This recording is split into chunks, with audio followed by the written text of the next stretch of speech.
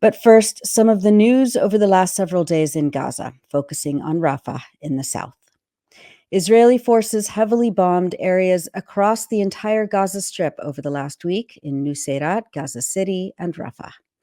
The army ordered evacuation of neighborhoods in the eastern part of the city toward the Al-Mawasi sand dunes at the coast, which has already been overcrowded with displaced people lacking access to basic services. Early Tuesday morning, at least 30 Palestinians were killed in Israeli bombings, most of them in Rafah. Later in the day, Israeli artillery fire hit the headquarters of the local government in Rafah, according to Al Jazeera. Also on Tuesday, Israeli forces bombed tents belonging to displaced Palestinians. On Monday night, Israeli bombings killed dozens of women and children, with Palestinian journalists describing that the bombing was so intense that it had crushed people, quote, into pieces. On Sunday night, Israeli forces bombed the home of the 𝐓𝐡𝐞 family in Rafah.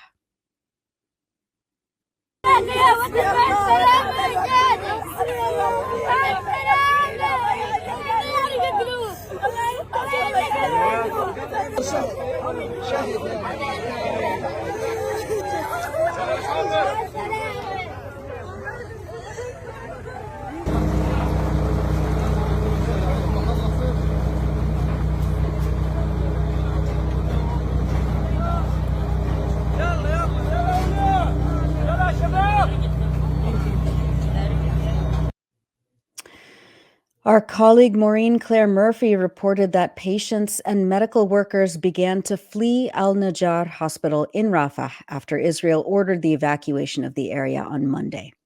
Maureen writes that, quote, the hospital is currently the only facility in Gaza with a functioning dialysis department for patients with kidney disease, and its closure would immediately endanger the lives of 200 people if it closed, according to the World Health Organization. At the Emirati Maternity Hospital in Rafah, the last barely functioning maternity hospital in Gaza, Dr. Dorothea Gucciardo of the 𝐓𝐿IA project reported on the dangerous and precarious situation for newborns in the neonatal intensive care unit, their families, and medical caregivers as threats of a full-scale military operation loom. It's May 7, and I am standing in the neonatal intensive care unit in Emirati Hospital in Gaza, which is located in Rafah. Prior to the war, Rafah housed about 270,000 people. We're now looking at about 1.2 million. This particular NICU has experienced an influx of patients in conjunction with the influx of the population, so that prior to the war, on average, they were seeing about 600 patients. They are now seeing about 1,400 patients. The staff here are exhausted. Everyone woke up to the distressing news that the IDF has occupied the Rafah border. This is problematic, especially for us, because we use that border to bring essential medications and supplies into this space. At the moment, there are 45 babies between the neonatal intensive care unit and the special intensive care unit. Without a doubt, if the Israeli army occupies this space, every single one of those babies will die.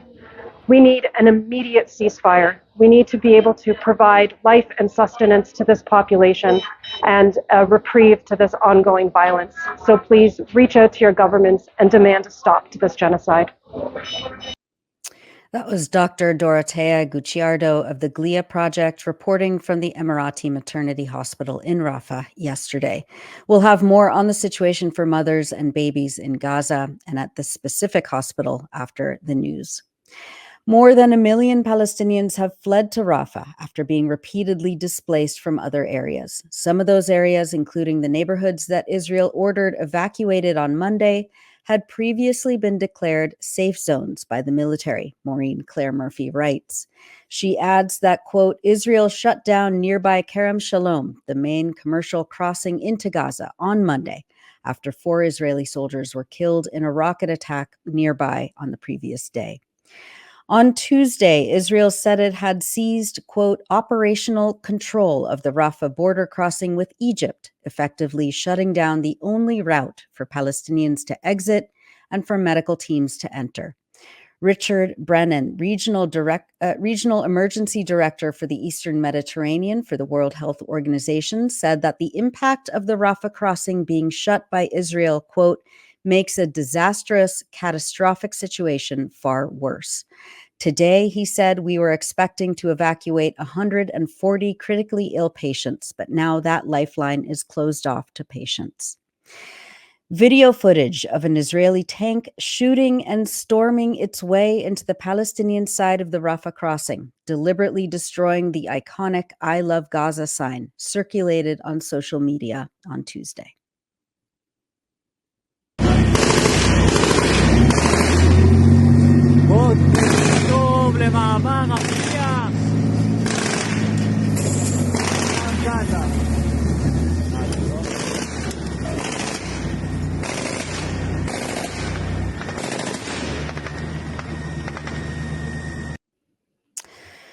On Tuesday, the Coordination Department of the Ministry of Health in Gaza reported that, quote, the closure of the Rafah crossing prevented the entry of trucks of medicine and medical equipment, the entry of fuel needed for hospitals, and prevented the exit of thousands of wounded and sick people waiting to travel.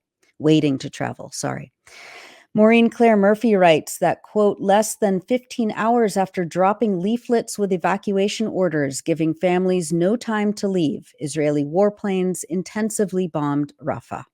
Israel called on international organizations to leave the areas where the military is operating.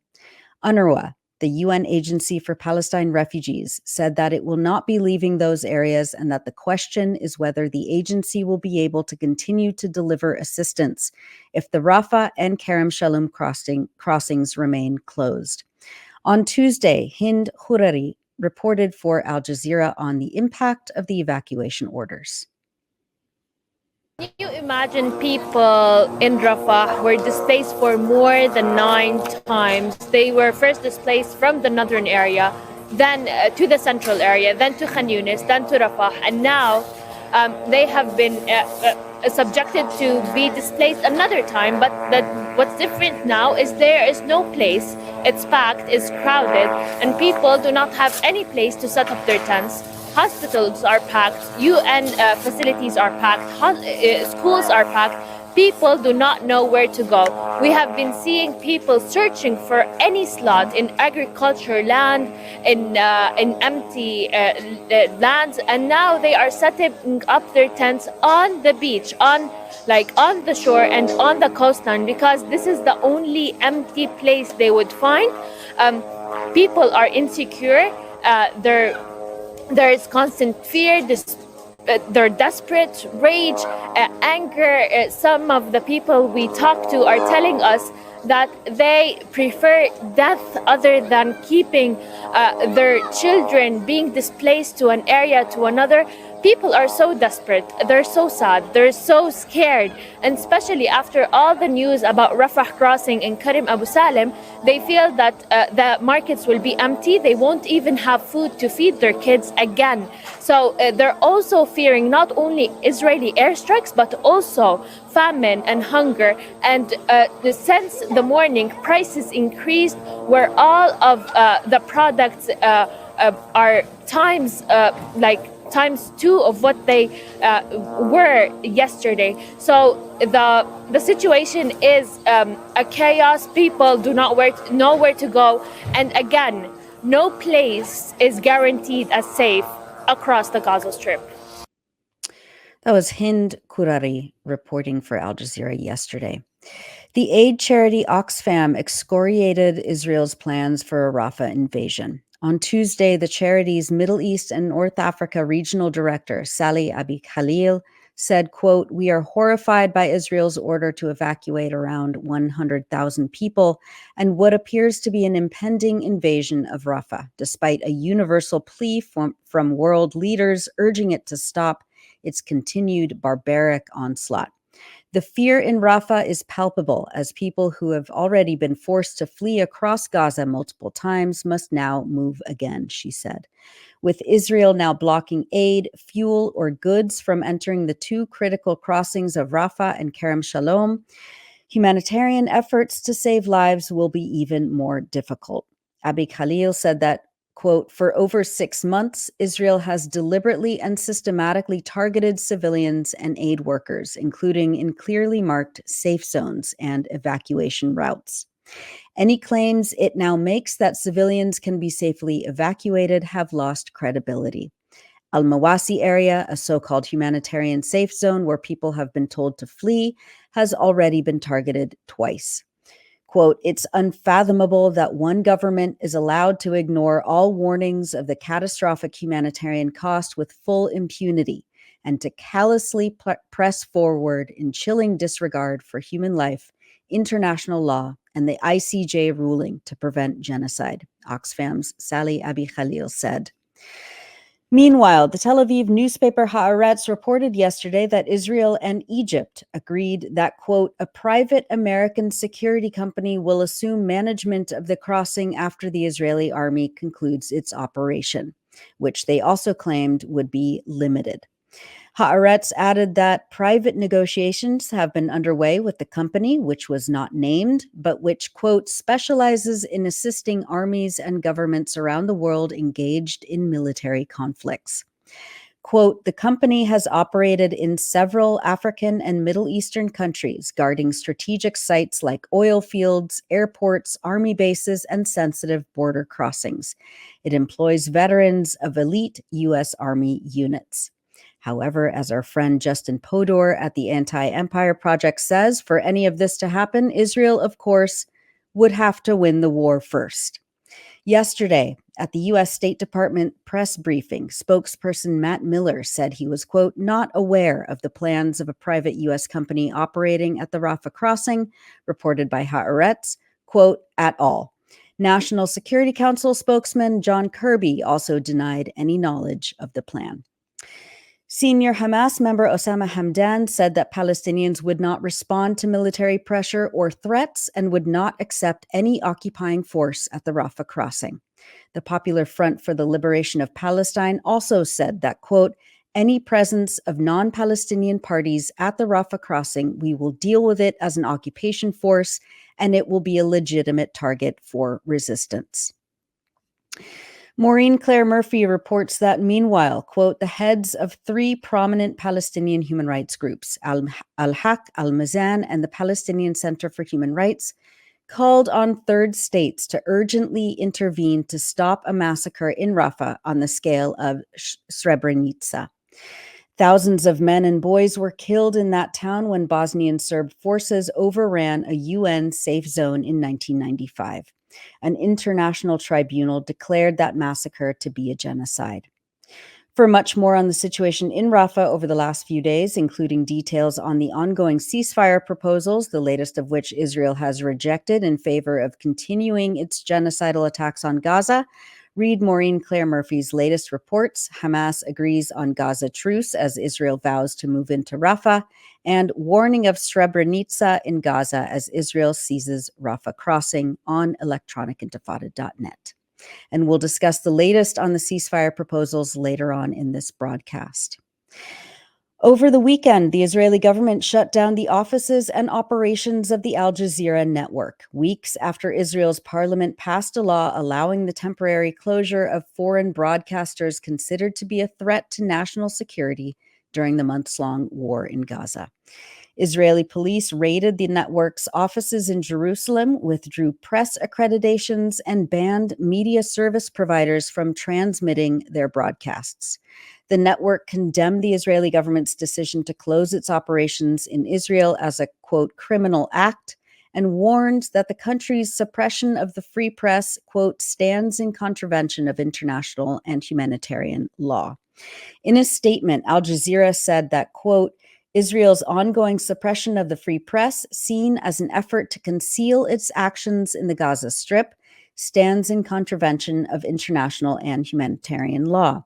Israel's direct targeting and killing of journalists, arrests, intimidation, and threats will not deter Al Jazeera from its commitment to cover, while more than 140 Palestinian journalists have been killed since the beginning of the war on Gaza." Al Jazeera's Imran Khan delivered this pre-recorded final report from occupied East Jerusalem on Sunday. This pre-recorded report, then Al Jazeera has been banned in the territory of Israel. On April the 1st, the Knesset, the Israeli parliament, passed a law that allowed the Prime Minister to ban Al Jazeera. He's now enacted that law. Let me just take you through some of the definitions within the law. They've banned our website, including anything that has the option of entering or accessing the website, even passwords that are needed, whether they're paid or not, and whether it's stored on Israeli servers or outside of Israel. The website is now inaccessible. They're also banning any device used for providing content. That includes my mobile phone. If I use that to do any kind of news gathering, then the Israelis can simply confiscate it. Our internet access provider, the guy that simply hosts aljazeera.net, is also in danger of being fined if they host the website. The Al Jazeera TV channel completely banned. Transmission by any kind of content provider is also banned, and holding offices or operating them in the territory of Israel by the channel.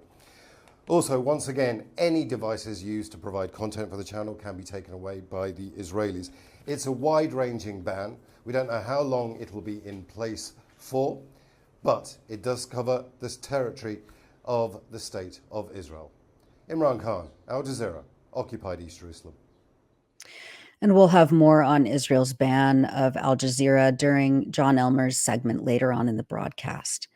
And finally, we wanted to bring you some images and videos from journalists in Gaza who are not just relentlessly documenting the unspeakable atrocities, but also making sure to highlight the resilience, the joy, and the determination of the Palestinian people.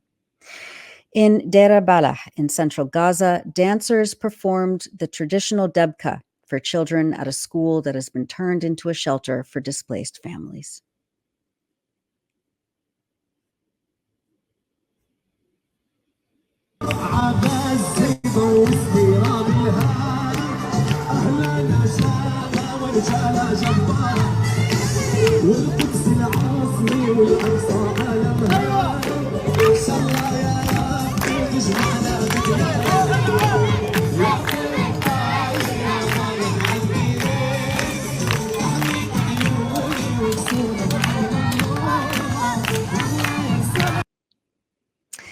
Children returned to school this week in northern Gaza, excited to restart their education after 7 months of the ongoing genocide. Al Jazeera interviewed several school children who were eager to show off their new uniforms.